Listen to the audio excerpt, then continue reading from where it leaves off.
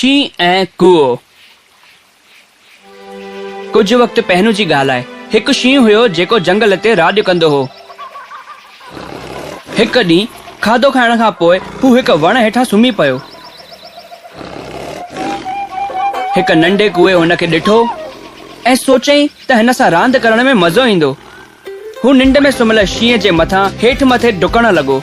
हू हुन जे पुछ ते डुकण लॻो ऐं पुछ ते ई घिसकण लॻो।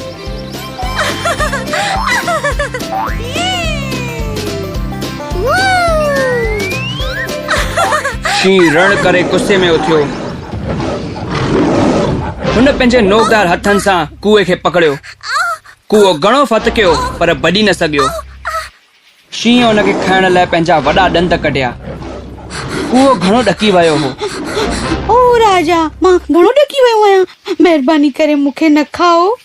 हिन दफ़े मूंखे माफ़ करे छॾियो। माफ़ी। मां इहो कॾहिं न विसारींदुसि ऐं शायदि कंहिं ॾींहुं मां तव्हांजी मदद कंदुसि। कूए जी मदद करण वारी ॻाल्हि ॿुधी शींहुं खिलण लॻो ऐं हुन पंहिंजो हथ खोलियो ऐं हुन खे वञण ॾिनो। महिरबानी राजा, मां तव्हांजो इहो अहसान कॾहिं कोन विसारींदुसि। तूं ख़ुशकिस्मत आहे मुंहिंजो दोस्त। मां हाणे खाधो खाधो आहे। हाणे वञ, वरी कॾहिं मूंसां मस्ती न कजे, न त मां तोखे पंहिंजो खाधो ठाहे छॾींदुसि। कुछ ॾींहं पोइ शींहुं जंगल में घुमी रहियो हो। शिकारियुनि शींहं खे पकड़ण लाइ ॾियार विछायो हुयो।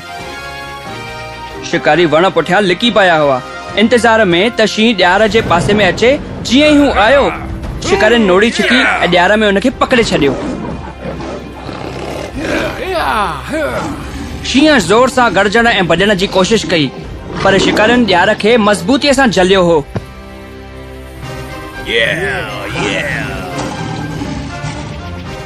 हू ॻोठ वापसि विया, शींहं खे खणी वञण लाइ गाॾी खणण। शींहुं अञा ताईं गजगोड़ करे रहियो हो। कुएं सां गॾु सभिनी जानवरनि हुन जी गजगोड़ ॿुधी। राजा मुश्किल में आहे, मूंखे मदद करणी पवंदी। ऐं जल्दी हू शींहं ताईं पहुतो। चिंता न कयो राजा जी, मां तव्हांखे आज़ाद कराईंदुसि। हू ॾियार ते चढ़ी वियो ऐं पंहिंजे नोकदार ॾंदनि सां नोड़ीअ खे कुतरण लॻो।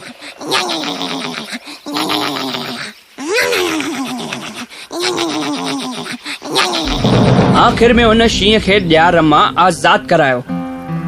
शींहं खे सम्झ में अची वियो त हिकु नंढो कूओ बि घणी मदद करे सघे थो। महिरबानी कुआ, मां कॾहिं बि तोखे तंग न कंदुसि। ख़ुशीअ सां जंगल में रहो। तूं राजा जी जान बचाई आहे।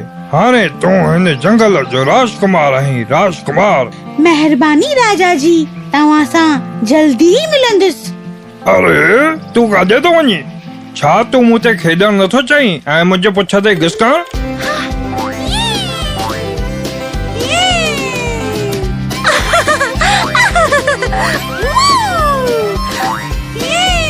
कूओ शींहं जे पुठीअ ते टपा ॾियण लॻो ऐं हुन जी पुछ ते घिसकण खाइण लॻो।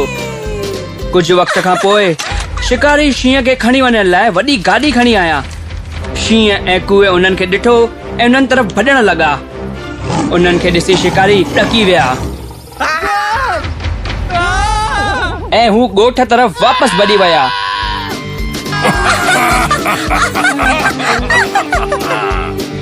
शींहुं ऐं कूओ हमेशा लाइ दोस्त ठही विया।